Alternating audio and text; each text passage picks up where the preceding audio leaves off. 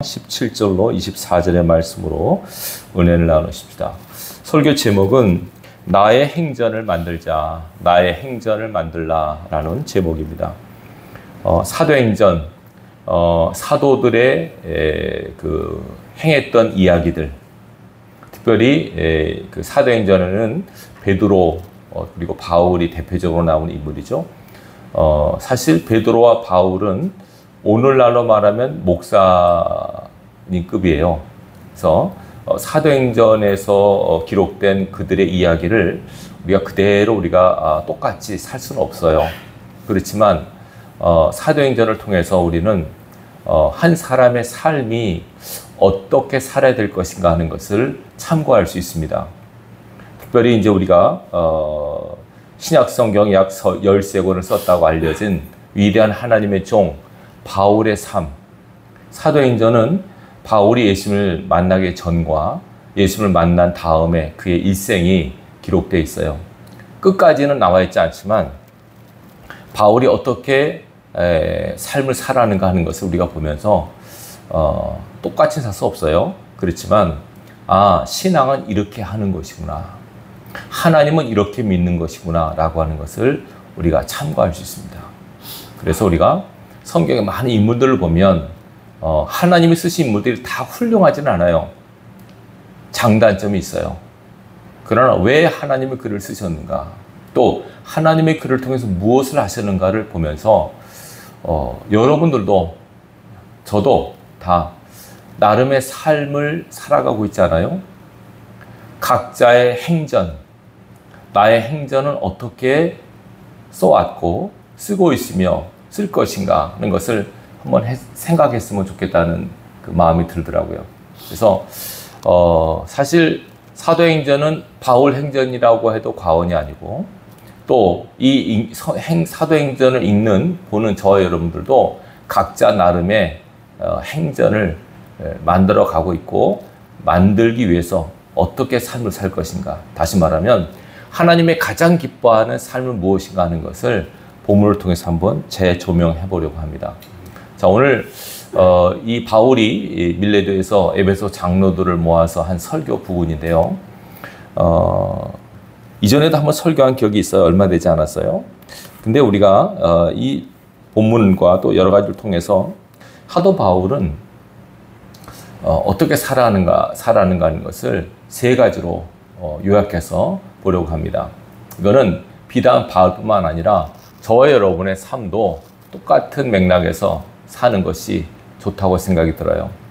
첫째로 사도 바울은 말씀에 붙잡혀 살았다라고 얘기를 해요. 본문은 나오지 않지만 사도행전 18장 5절을 보시면 이렇게 나와 있습니다. 사도행전 18장 5절 제가 읽을게요. 실라와 디모데가 마게도냐로부터 내려오매 바울이 하나님의 말씀에 붙잡혀 유대인들에게 예수는 그리스도라 밝히 증언하니. 첫째, 사도 바울은 말씀에 붙잡혀 삶을 살았습니다. 우리 역시 하나님 말씀에 붙잡혀 삶을 살아가는 인생이 되셔야 됩니다. 말씀에 붙잡혀 말씀에 이끌려 삶을 살아가는 인생.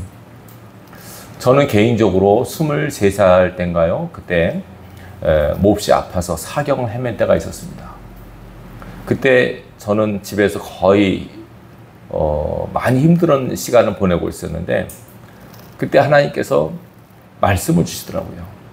근데 그때 분명히 저는 그 말씀을 제 주관적 간증이지만 너에 대한 말이다 라고 말씀하셔서 그 말씀을 읽었어요. 근데 저는 이해도 안 되고 이게 무슨 말이지? 납득도 안 됐어요. 근데 분명한 것은 너에 대한 말이다 라는 하나님의 내적 음성이었어요.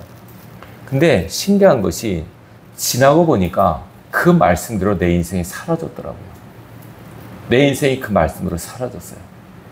그래, 진짜 신기하다. 말씀이 나를 이끄시는구나. 그리고 제가 대학교 다닐 때 굉장히 아파서 힘들 때 감사하게도 매일 예배 새벽 시간마다 그 목사님이 새벽 설교를 듣던 때가 있었습니다. 매일매일 삶이 힘들고 어려워서 낙심과 좌절 속에 있었을 때 어느 날도 새벽 기도 시간에 라디오를 틀었는데 좀 늦게 틀어서 그때 목사님이 설교를 다 끝나고 마지막 멘트를 하는 그 장면이었어요. 그때 저에게 들려오는 소리는 것이었습니다. 강하고 담대하라 여호와를 바라는 너희들아. 시편 31편 24절의 말씀이었어요. 근데 그 말씀이 딱 듣는 순간 분명히 목사님의 말씀이었고 물론 성경 말씀인데 그것이 딱 와 닿는 순간 저희 힘이 되더라고요. 마치 야 문상진 강하고 담대해. 너 여호와를 바라고 있잖아. 그럼 강하고 담대해야지. 왜 그렇게 눌려있고 왜 이렇게 침울하고 왜 이렇게 우울한 가운데 있어? 라는 하나님의 음성이 들려지는 듯 했어요. 그 말씀을 듣고 힘이 나더라고요. 아, 이게 하나님께서 말씀으로 우리를 이끄시는구나. 여기 앉아있지만 제 아내도 작년에 힘들고 공부할 때 김대수 목사님 설교를 듣는데 사사기 6장 11절의 말씀. 큰 용사여 여호와께서 너와 함께 하시도다 라는 그 말씀을 선포했을 때 딱 그게 자기를 향한 하나님의 음성으로 들려드려요. 너 큰 용사 아니냐? 근데 너 왜 그렇게 있느냐? 이런 식으로 딱 하나님의 음성으로 들리더라는 거예요. 그때 그 말씀을 듣고 힘을 내서 기도 연전에 참석하게 됐고 오늘까지 이르게 된 거예요. 여러분, 하나님의 백성은 하나님께서 말씀으로 이끄세요. 여러분, 말씀에 붙들려 사는 인생이 얼마나 귀한지 아십니까? 주의 말씀은 내 발의 등용이 내 길의 빛이라고 말씀하고 있잖아요. 우리가 예배를 드릴 때 설교 말씀을 듣지 않습니까? 말씀을 들을 때 여러분들은 꼭 그 설교 가운데 내게 말씀하시는 하나님의 음성을 들으셔야 돼요. 거듭 말씀드렸습니다. 그냥 예배 시간에 와서 아무 생각도 없이 분명히 말씀을 설교는 들었는데 무슨 말을 하는지도 나와 어떤 연관이 있는지도 모르고 지나간다면 진짜 그건 안타깝고 좀 더 어리석은 신앙입니다. 적어도 그 시간, 그 설교 속에서 내게 주신 하나님의 말씀이 있어요. 이걸 여러분들이 붙드셔야 돼요. 말씀이 우리를 붙들기도 하지만 내가 그 말씀을 붙들고 우리는 삶을 살아가는 거예요. 말씀은 우리 영의 양식 아닙니까? 우리의 길잡이가 돼요. 사도 바울은 이 말씀에 붙들려 살았다고 고백해요. 말씀에 붙잡혀. 가만히 보니까 사도 바울이 사도행전 9장에 첫 번째 주의 음성을 들어요. 사울아 사울아 내가 왜 나를 핍박하느냐.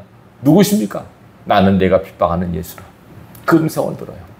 그리고 몇 번 더 듣는데 주로 바울이 들었던 음성을 보면 하나님 말씀을 보면 힘들고 어려울 때 바울에게 힘과 용기를 주는 말씀드렸어요. 두려워하지 말라. 내가 너와 함께 있다. 강하고 담대하라. 이 성에 너를 해칠 자가 없다. 내 백성이 많다. 너를 해칠 자가 없을 것이다. 이렇게 바울이 사역을 하고 힘들고 어려울 때마다 주님께서 그 곁에 서셔서 그에게 말씀을 주셨어요. 말씀에 붙잡혀서 또 말씀을 전했습니다. 여러분, 우리는 목사는 아니죠. 여러분, 우리가 목사는 아니잖아요. 그러니까 늘 말씀과 기도가 안에 충만할 수는 없어요. 그러나 적어도 우리는 말씀을 양식으로 삼고 말씀을 여러분의 삶의 인도자로 믿으신다면 주시는 말씀 속에 하나님 음성 꼭 들으셔야 돼요. 오늘도 하나님은 이 말씀으로 우리를 만나세요. 낙심과 좌절한 성도가 있으면 힘과 용기를 주세요. 힘과 용기를 주세요. 하나님께서는. 그리고 교만한 성도가 있다면 책망하세요. 죄를 진 성도가 있다면 회개를 촉구하세요. 그 말씀으로 하나님은 우리를 인도해 가세요. 기억하시기 바랍니다. 우리가 항상 그 말씀을 붙드는 훈련, 말씀을 내 것으로 만드는 영적 훈련이 필요해요. 12년 동안 혈루증 앓던 여인이 예수님이 지나간다는 소문을 듣고 몰래 와서 예수님의 옷자락을 붙잡잖아요. 예수님께서 딱 그 여인의 손이 예수님의 옷에 닿는 순간 주님의 능력이 그 여인에게 들어갔어요. 아무도 모르지만 예수님과 그 여인만 알았어요. 예수님은 당신의 능력이 그 여인에 흘러들어갔고 그 여인은 예수님의 능력이 자기에게 온 걸 알았어요. 이미 예수님을 붙잡는 순간에 그 여인의 문제는 해결됐어요. 그 누구도 그 아무도 해결할 수 없는 그 여인만 당했던 그 고통의 문제가 해결된 거예요. 이게 뭘 뜻합니까? 지나가는 예수님을 붙잡았어요. 지나가는 말씀인 예수님을 붙잡은 거예요. 그냥 예수님을 가게 할 수도 있었잖아요. 근데 그 여인은 아니다. 나는 저분을 붙들어야 된다. 저분을 만나야 된다. 그 간절한 마음으로 지나가는 예수님의 옷자락을 붙잡아. 이게 바로 뭡니까? 우리 귓가에 흘리는 많은 말씀들, 그 흘려 지나치신 말씀들을 내가 믿음으로 붙들 때 그 말씀이 내게 능력으로 역사하는 거예요. 말씀이 치료하고, 말씀이 우리를 회개케 하고, 말씀으로 우리의 길을 인도하시는 하나님의 역사는 오묘해요. 여러분, 그래서 예배 시간에 꼭 한 가지 말씀이라도 잊어서는 붙드셔야 돼요. 다 기억 못해요, 여러분. 다 기억 못해요. 그러나 한 말씀이라도 붙들면 하나님은 그 말씀으로 심령과 골수를 찔러 쪼개는 역사를 하십니다. 영적 수술을 하시고 치유와 회복의 은혜를 주십니다. 사도 바울은 말씀에 붙잡혀 사역을 했습니다. 우리도 하나님 말씀에 붙잡혀 또 말씀을 붙들고 삶을 사는 은혜가 있기를 주님의 이름으로 축원합니다. 두 번째는 오늘 본문에 나오죠. 이렇게 얘기합니다. 22절, 보라 이제 나는 성령에 매여 예루살렘으로 가는데 거기서 무슨 일을 당하는지 알지 못합니다. 두 번째, 사도 바울은 성령에 매여 살았다. 성령에 매여, 성령에 매인 바 되어 성령의 강한 이끌림 가운데 살았다고 말합니다. 이게 말씀과 비슷해요. 말씀에 붙잡히는 것 비슷하지만 성령에 매였다는 것은 좀 더 내 감정적인 면에, 말씀은 지적인 면이고요. 성령은 감동, 감화, 이 면에 매여서 살았다고 얘기합니다. 성령께서 마음속에 하나님의 뜻이다 하면 확신을 주시고 아니다 싶은 거부감을 주시고 이렇게 성령의 감동을 따라 사역을 했다라고 고백합니다. 우리도 여러분 성령의 감동을 따라 삶을 사는 훈련을 하셔야 돼요. 왜냐하면 우리 모든 크리스찬 속에는 성령이 계시잖아요. 너희가 하나님의 성전인 것과 하나님의 성령이 너희 안에 거하신 것을 알지 못하느냐. 우리 안에 하나님의 성령이 계셔서 우리는 하나님의 성전이. 그 성령께서 왜 계십니까? 우리 속에 계셔서 우리를 인도하시는 거예요. 우리 감동과 감화를 주세요. 죄일 경우에는 불안과 두려움과 부정적 마음을 주세요. 근데 이것이 하나님의 뜻일 경우에는 아닌 것 같지만 확신과 기쁨과 평강을 주세요. 그래서 기도응답 받는 분들은 이런 성령의 감동으로 받는 거예요. 간혹 그래요. 목사님 이게 이렇게 하려고 그러는데 하나님 뜻이 맞나요? 모르겠어요. 또 우리 기도하면 진짜 어떨 때는 성령께서 평강을 주시고 확신을 주세요. 집사님 괜찮을 것 같아요. 근데 어떤 경우에는 막 불안을 주고 뭔가 이렇게 막 어수선한 마음. 그러면 이게 아닐 수도 있어요. 성령께서 우리 마음에 감동을 주세요. 여러분 성령의 감동을 받아보셨나요? 오랫동안 시간했는데 성령의 감동도 못 받고 이게 하나님의 뜻이 아닌지도 구별 못하고 이렇게 살면은 안타까워요. 주님께서도 안타까워하세요. 내가 네 속에 있는데 내가 네 속에서 너에게 이렇게 감동을 주는데 왜 내 감동을 느끼지 못하느냐? 그 원인은 기도 안에서 그래요. 뭐 안에서요? 기도 안에서. 특별히 영적 기도, 영으로 기도하셔야만 내 영이 활성화돼서 성령의 움직임, 성령의 감동과 감화를 내가 혼이 느낀다니까요. 성령은 내 영에서 역사해요. 근데 내가 혼이 무뎌져 있고 혼이 눌려 있고 묶여 있으면 성령의 감동을 몰라요. 성령의 감동이 안 오니까 구별을 못해요. 이게 옳은지 그른지. 이 나라와 민족이 돌아가는 걸 보세요. 적어도 예수 믿는 사람은 적어도 이 나라가 어떻게 돌아가고 있다는 거 하는 감지가 오잖아요. 지금 이 감지가 없어요. 그러니까 얼마나 안타까워요. 예수 잘 믿는다고 하는 사람들도 구별이 안 돼요. 똑같은 성령을 받았는데 왜 구별이 안 될까요? 그분 안에 성령의 가짜가 아니라 그분 안에도 성령께서 분명히 감동과 말씀을 주실 거예요. 근데 그분이 못 느껴서 그래요. 왜? 기도 안 하니까. 영적 기도 안 하면 구분이 안 돼요. 꼭 여러분 영으로 기도할 수 있길 바랍니다. 아멘. 예수님께서 계속 기도하라고 성경에서 계속 기도하라고 하는 게 기도해야만 성령의 그 감동과 감화가 느껴져요. 기도 안 하면 그게 몰라요. 그러니까 자기 생각이 옳은 줄로 알아요. 옳은 줄로. 예수 잘 믿는다고 하는 사람도 기도 안 하면 하나님의 생각이 아니라 자기 생각을 하나님의 생각으로 오해를 해요. 그런 것도 봤다니까요. 하나님 음성 들었다 뭐 이렇게 얘기하는데 기도 안 하면 안 돼요. 기도 안 하면 분별이 안 됩니다, 여러분. 그래서 영으로 기도하셔서 성령의 감동과 감화를 듣고 거기에 따르셔야 돼요. 굉장히 중요합니다. 사도 바울은 성령에 매여서 사역을 했다고 합니다. 성령이 아니고서는 안 됩니다, 여러분. 왜 성령을 보내주셨습니까? 거룩하시고 영원하신 하나님께서 왜 우리에게 성령을 주셨습니까? 우리를 도우라고 주신 거예요. 영적 도우미가 성령이세요. 그러니까 여러분들이 성령께 여쭙고 성령의 도우심을 구하셔야 돼요. 힘들고 어려울 때 성령이여 감동과 감화를 주십시오. 담대함을 주십시오. 용기를 주십시오. 비전을 주십시오. 다 성령께서 감동과 감화가 있을 때 가능한 것이에요. 하나님의 신으로만 돼요. 하나님의 이런 하나님의 영으로 되는 거죠. 우리 인간의 힘과 노로 되는 거 아니에요. 그러니까 우리가 목회도 그렇고 교회도 그렇고 다 성령이 하시는 거예요, 여러분. 조용기 목사님 순복음교회가 왜 부흥된지 아세요? 성령 하나님을 제대로 알고 섬긴 거예요. 그 목사님은 설교할 때마다 그래. 성령님 모시고 모셔드리고 환영하고 인정하고 모셔드리고 환영합니다. 그 멘트를 꼭 하세요. 그렇게 하는 목사님이 없어요. 성령 하나님을 제대로 아는 거예요. 성령 하나님, 삼위 하나님, 성령 하나님에 대한 인식을 알고 그리고 성령을 이렇게 활성화시키는 훈련을 하시잖아요. 그 성도들이 다 막 영적으로 방언하고 영적 삶을 살라고 애를 쓰잖아요. 우리 안에 성령이 계셔서 우리로 하여금 선한 열매, 아니 성령의 열매를 맺게 하시는 것이 성령이 오신 목적이에요. 그리스도 예수를 닮는 사람으로, 성령의 사람으로 하나님께서 만들길 원하세요. 항상 성령이 이끌림 받는, 성령이 메인 받은 삶을 사는 것이 성공과 승리의 비결임을 믿으시기 바라요. 기도 안 하면 안 돼요. 꼭 기도하셔서 성령의 인도를 받는, 감동과 감화를 받는 삶을 사는 저와 여러분 되기를 주님의 이름으로 축원합니다. 세 번째는 오늘 본문에 나옵니다. 우리가 지난번 말씀드렸던 24절. 내가 달려갈 길과 주 예수께 받은 사명 곧 하나님의 은혜 복음을 증언한 일을 마치려 하면은 나의 생명조차 조금도 귀한 것으로 여기지 않냐노라. 세 번째로 바울은 사명에 이끌려 사명을 위하여 삶을 살았습니다. 여러분, 제가 이 얘기는 여러 번 드렸습니다.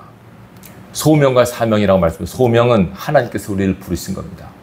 적어도 하나님께서 우리를 불렀기 때문에 여러분이 이 자리에 계신 거고요. 부르심에는 목적이 있다고 말씀드렸죠. 그 소명 속에는 그를 향한 하나님의 사명이 있어요. 엄밀히 말하면 그를 향한 하나님의 비전, 그를 향한 하나님의 꿈이에요. 얘야, 나는 내가 이런 자가 되길 바래. 나는 너가 이런 삶을 살기를 바래. 그를 향한 하나님의 목적이 있어요. 그것이 사명이에요. 말씀드렸죠? 사명 없이 존재하는 것은 없어요. 이 지구상에. 하찮은 돌 하나라도, 들풀이라도 존재하는 이유와 목적이 있다고 하는 것을 믿으셔야 돼요. 하물며 하나님 형상을 짓받는 저와 여러분에게 사명이 없을까요? 분명히 있어요. 성경 인물들을 보시면 다 하나님께서 그 각자 다 성격과 다 다르잖아요. 하지만 그 사람 각각을 향한 하나님의 꿈은 다 있었어요. 아브라함은 믿음의 조상이 되기를 꿈을 꾸셨어요. 이삭도 그랬고 야곱도 요셉 다 하나님께서 꿈을 갖고 그에게 말씀하신 거예요. 역사하신 거예요. 복 있는 사람은 내가 왜 부름받았지? 나를 부르신 하나님의 목적이 뭐지? 이걸 기도하고 살아가는 가운데 깨닫는 사람이 복 있는 사람이에요. 그리고 그 하나님의 비전, 하나님의 사명을 위하여 올인하는 인생, 전적으로 삶을 살아가는 인생이 진짜 복된 인생이에요. 많은 사람들이 내가 왜 예수 믿게 됐지? 이것도 모르고 삶을 살아요. 은혜 받았다고 한 사람도 왜 하나님께서 당신을 불렀다고 생각하세요? 물어보면 그저 구원받으러 왔겠죠. 물론 구원이 목적이죠. 구원 최종 목적이 맞아요. 그러나 그것만은 아니잖아요. 여러분, 나를 향한 하나님의 사명이 무엇인가를 알기 위해서는 제일 먼저 내가 구원받았는가를 확증하세요. 구원받지 않으면 의미가 없어요. 구원받았는가를 확증하세요. 매 예배 때마다 매일매일 내가 하나님의 자녀 맞지? 하나님 나를 사랑하시는 거 맞지? 나도 하나님을 사랑하지? 영적 점검을 늘 하시기 바랍니다. 점검 안 하면 안 됩니다. 사단은 틈을 봐서 공격합니다. 세상에 취하거나 자기 욕심에 사로잡히거나 이래 됐을 때 자기도 모르게 사단에게 틈을 내어주게 돼요. 절대로 틈을 줘서는 안 돼요. 매일매일 아침 저녁으로 내가 하나님의 사람 맞지? 하나님 나를 사랑하지? 하나님과 나만의 일대일의 관계를 늘 점검하셔야 돼요. 그리고 내가 왜 여기 존재하지? 내가 왜 제주도 서귀포에 살고 있지? 내가 왜 예성교회 다니지? 그 나를 부르신 목적을 알아야 돼요. 내가 뭘 해야 될까? 그 사명을 위해서 달란트를 주신 거예요, 여러분. 저는 목사니까 이런 말씀의 달란트, 뭐 찬양의 달란트, 그런 달란트를 주셨어요. 그게 아니면 안 주셨죠. 아, 이 달란트 주신 목적은 나에게 이런 사명이 있기 때문에 주신 거구나. 이 사명을 위하여 이 달란트가 필요하기 때문에 주신 거구나. 그러면 내가 뭘 해야 돼요? 내가 이 사명을 위해서 최선을 다해야죠. 바울이 이걸 알았어요. 바울의 사명이 뭔지 아시죠? 그는 복음 증거의 사명이라는 걸 알았어요. 예수께서 이 땅에 오신 목적이 뭡니까? 예수님의 사명은 십자가 사명이죠. 십자가 통해서 모든 사람에게 구원의 표상이 되는 것. 구원의 길을 알려주는 것이 예수님의 오신 목적이에요. 십자가를 통한 천국 가는 길을 예수님이 열어주셨어요. 이것이 이 땅에 오신 예수님의 목적. 그분은 그걸 사명으로 아셨어요. 그리고 바울은 이렇게 만들어 놓은 길을 알리는 것, 십자가의 길, 구원의 길을 알리는 것이 바울의 사명이에요.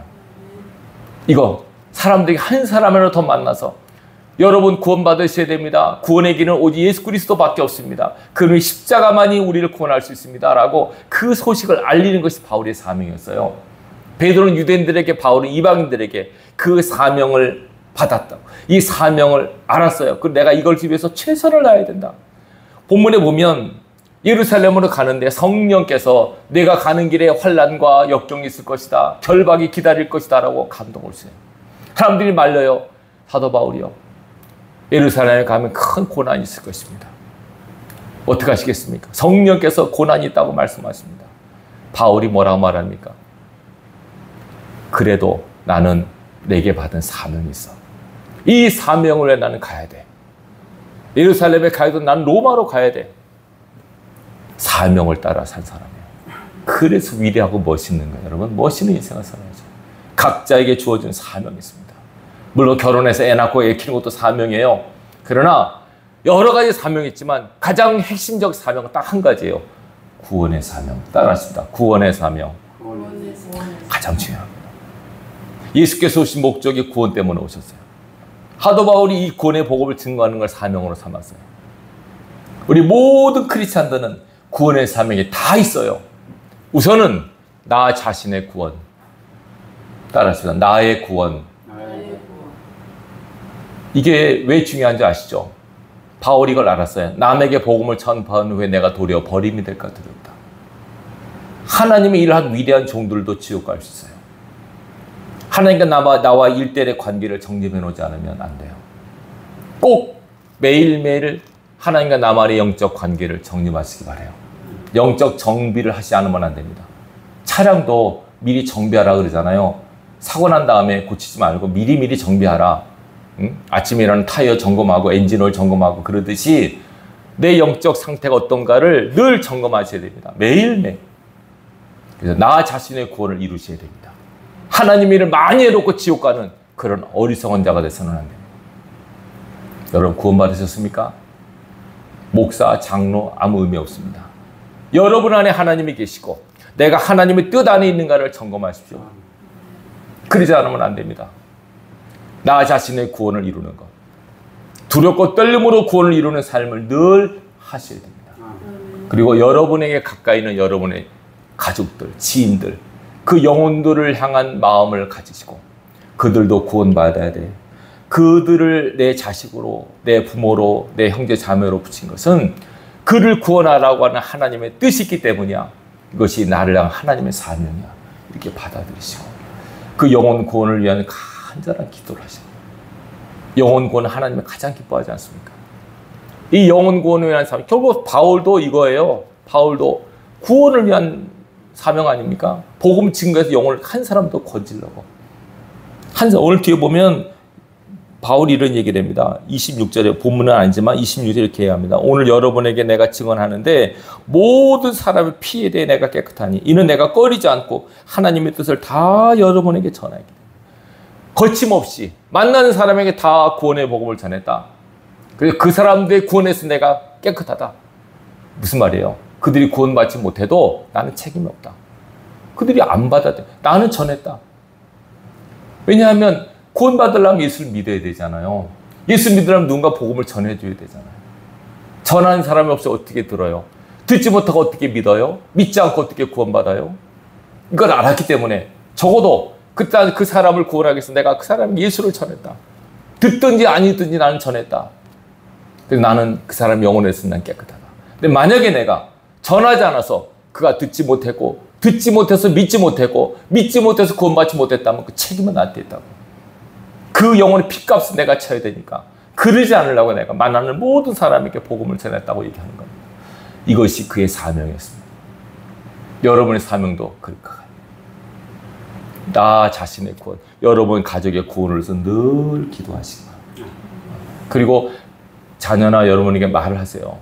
아들아, 딸아, 어머니, 아버지, 또 뭐 여러분 형제가 있으면 내가 너를 위해서 내가 기도하고 있어. 잘 되도록 천국 가도록 기도할게. 이렇게 계속 말하죠. 그 사람이 뭐 비웃든지 뭐 무시하든지 상관하지 마세요. 그가 하나님께서 택하신 사람이라면 여러분들이 말했던 그 멘트가 생각날까 어느 순간에. 그런 분이 있다니까요. 그리고 교회에 한 분이 있어요. 사업이 잘 돼가지고 왜 이렇게 사업이 잘 되지? 어느 순간에 우리 어느 집사님이 나 위해서 늘 기도한다고 하는데 그분이 기도 때문에 잘 됐나 보네. 그 교회에 한 분도 있고. 엄마 아빠가 기도하면 자녀가 어느 순간 어려울 때 엄마 아빠가 나 기도하고 있지. 저는 곽선희 목사님의 개인 간증을 생각나는데요. 그분이 황해도 출신인데 6.25 때 그야말로 혈혈 단신 혼자 내려왔어요. 다 고향 지키고 그러는데 혼자 내려왔어요. 어머니가 내려오는 그 아들에게 시계 주고 손목시계 고급 시계를 주고 내려왔대요. 이거 먹으라. 그러면서 애야 꼭 하나님 믿고 잘 살아야 돼.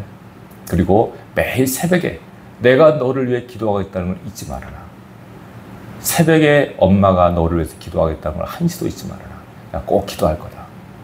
그렇게 그 말씀 듣고 내려오셔서 그래서 그분이 지금 90세가 넘은데도 목회 설교하시잖아요. 분당 예수 소망교회인가요? 분당이었죠. 예. 그분은 지금도 말해요. 목회 동안 한 번도 새벽기도를 빠진 적이 없대요. 새벽기도 개근이에요. 50년 동안 새벽기도 개근이래요. 우리나라에 있을 동안에는. 왜 그래? 그 어머니의 말이에요. 새벽에 어머니가 나를 위해서 기도하고 있지. 기도하고 있는 어머니를 생각하면서 새벽에 일어나는 거죠. 이 얼마나 중요한지 아시죠, 여러분? 영혼 구원을 위한 이 사명, 기도의 사명 굉장히 중요합니다.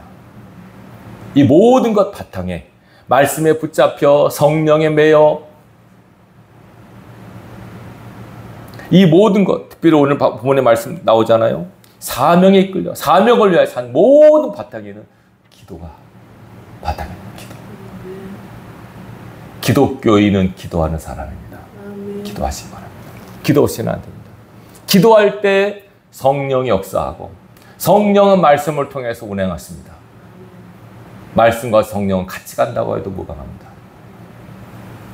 여러분이 설교를 듣잖아요. 말씀을 들을 때 감동 감화가 와 있게 누가 역사할까요? 말씀이, 성령이 역사하는 거예요. 성령께서 역사하셔야만 말씀이 내 말씀으로 들려져요. 그 성령의 감동과 감화는 기도를 통해서 활성화되는 거예요. 이 원리를 여러분들이 꼭 기억하셔야 돼요. 오늘 우리가 시간 사도 바울의 이 삶의 그 행전, 사도행전의 그 사도 바울의 삶의 목회 원리, 삶의 원리를 나누었잖아요. 이거는 바울뿐만 아니라 우리 똑같이, 여러분 똑같은 삶의 원리를 적용하셔야 돼요. 따라하십시다. 말씀에 붙잡혀 성령에 매여 사명을 따라 바울의 삶이었습니다. 바로 저와 여러분의 삶의 모델이 되셔야 됩니다. 이런 삶을 살았을 때 하나님께서 얼마나 기뻐하실까. 우리가 모두가 바울은 아니에요. 바울은 목사님이죠. 다 목사님처럼 살지는 못하죠. 그러나 여러분 살면서 나는 늘 말씀 가운데 있는가? 나는 늘 성령이 이끌림 받는가? 기도하고 있는가? 나의 사명을 따라 살고 있는가? 많은 분들이 사명을 놓치고 자기 욕심과 자기 꿈을 펼치려는 사람이 많아요. 여러분, 하나님께서 우리 모두에게 각자에게 하나님의 꿈이 있다는 것을 여러분 기억하셔야 돼요. 바람이 있어요. 부모가 자식 키울 때 우리 애는 이렇게 자랐으면 좋겠다라는 바람이 있잖아요. 하나님께서 우리를 구원하실 때는 소망이 있어요. 저는 그걸 23살 때 받았다니까요. 저는 그것이 하나님의 꿈인지도 몰랐어요. 이게 뭔 소리지? 근데 살아보니까 말씀대로 내 인생이 펼쳐지더라고요. 앞으로 그 말씀대로 될 것임을 나는 믿어요. 저는 그래서 늘 성경 읽고 기도하는 가운데 말씀을 통해서 말씀하시는 하나님 음성을 들으려고 그래요. 기도행전을 참석하면서 저는 제일 앞자리에 앉아요. 목사지만 제일 앞자리에서 어린애같이 말씀 받아요. 그러면 그 시간에 주신 말씀이 있어요. 그 말씀을 붙들고 기도하고 말씀을 따로 위로받고 말씀을 붙들고 회개하고 말씀에 이끌림 받는 삶을 살려고 애를 써요. 그리고 가장 중요한 성령의 감동을 따라 살려고 애를 써요. 성령의 감동이 와야만 움직이죠. 성령의 감동이 오지 않으면 할 수가 없잖아요. 아무리 내가 하고 싶고 좋아도 성령께서 침묵하시면 움직이시면 안 돼요. 우리는 성령을 따라 사는 사람임을 기억하시기 바랍니다. 네, 성령을 따라. 그리고 우리에게 각자에 주어진 사명이 있음을 기억하시고 내 사명이 무엇인가? 가장 기본적인 사명 구원이라고 말씀드렸어요. 나 자신의 구원, 가족의 구원, 그리고 내게 주신 달란트를 보면서 난 이걸 해야 되겠구나. 내가 살아있는 동안 내 사명이 이것이구나 라고 깨닫고 사명이 여러분 모든 것을 걸고 나갈 때 그 사람이 바로 하나님의 나라와 의를 구하는 사람이 되고 그에게 모든 것이 덧입혀지는 축복이 있게 될 것입니다. 기억하시고 이 시간 이 말씀을 통해서 여러분 각자의 행전을 써내가십시오. 사도 바울이 저는 생각을 해요. 바울이 열심히 살았을 때 자기의 삶의 일거수일투족이 이렇게 성경으로 기록되리라고 생각했을까요? 기도 안 했죠. 그냥 복음을 따라 사명을 따라 살았을 뿐이에요. 근데 하나님께서 너무 귀하게 여기셔서 그의 모든 발자취, 일거수일투족, 고난받는 거, 어려움 당하는 거, 죽을 뻔한 거 다 기록해 놓으셔서 후대에 주의 길을 가는 사람이 본이 되게 하신 거예요. 얼마나 바울이 하늘에서 기뻐할까요? 영광스러워할까요? 야, 주님은 내 삶을 다 그대로 기록해 놓으셨구나. 여러분의 삶도 다 기록해지고 있다는 걸 아십니까?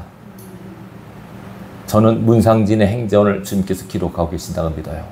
내가 어떻게 살았느냐, 어떻게 생각했느냐, 어떻게 판단하고 움직였느냐 다 보고 기록해 놓고 계세요. 그것이 나의 행함이에요. 그 하나님 앞에서는 그날 주님께서 나의 행함을 따라 판단하실 거예요. 최종 판단, 잘하였도다 착하고 충성된 종아, 이 한마디 들으면 끝나나요? 혹이라도 열심히 살았다고 자부하지만 악하고 게으른 종아라는 말씀을 들으면 그 사람은 진짜 억울할 거예요. 우리가 사는 삶이 이 생뿐이라면 우리는 가장 불쌍한 사람이에요. 그러나 우리는 저 세상을 꿈꾸며 살아가요. 저 하나님 나라 들어갈 때까지 우리에게 주신 말씀을 따라 성령에 끌려서 사명을 위하여 삶을 살아갈 때 여러분 천국에 입성할 뿐만 아니라 가서 큰 상급과 칭찬을 받게 될 것이에요. 이 말씀 마음속에 품고 여러분이 달려갈 길을 꾸준히 달려가십시오. 옆도 뒤도 돌아보지 마시고 십자가를 앞에 두고 표대를 향하여 바울이 간 것처럼 우리도 사명을 따라 열심히 살아가십시오. 아직도 사명이 뭔지 모르고 사는 사람이 있으면 안 됩니다. 반드시 내가 주님에서 어떻게 살 것인가. 만약에 힘들고 어려울 때마다 여러분 낙심과 좌절이 된다면 말씀을 읽으세요.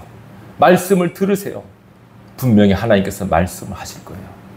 기도하는 가운데 성령의 감동을 받으세요. 여러분 안에 성령이 여러분을 도우실 거예요. 내가 지금 사명을 따라 살고 있는가, 내 욕심을 따라 사는 거를 구분하세요. 많은 사람들이 욕심과 사명을 구분 못하고 막 이거 하나님 뜻인 줄 알고 그런 분들이 너무너무 많아요. 사명을 잘 구분하셔서. 사명은요, 내가 하고 싶어 하는 게 아니라 하나님께서 하고 싶어 하는 것을 하는 게 사명이에요. 내 꿈, 내 욕심이 아니고요. 나는 때론 싫고 힘들고 어렵고 귀찮기도 하지만 하나님 뜻이라면 하셔야 돼요. 아, 이게 하나님이 기뻐하는 일이구나. 그럼 피곤하고 어려워도 하셔야 돼요. 헌신하시고 섬기셔서 나를 향한 하나님의 뜻을 이루는 자, 그가 바로 하나님의 사람입니다. 사도행전을 통해서 바울의 삶을 조명했습니다. 여러분 각자 여러분의 행전을 멋있고 아름답게 써 내려가시기 바랍니다. 하나님 앞에서는 그날 여러분의 삶을 하나님께서 평가하실 때 인정하고 합격하는 그런 분들이 다 되셔서 천국 입성을 넉넉히 하는 우리 모두가 되기를 주님의 이름으로 축원합니다.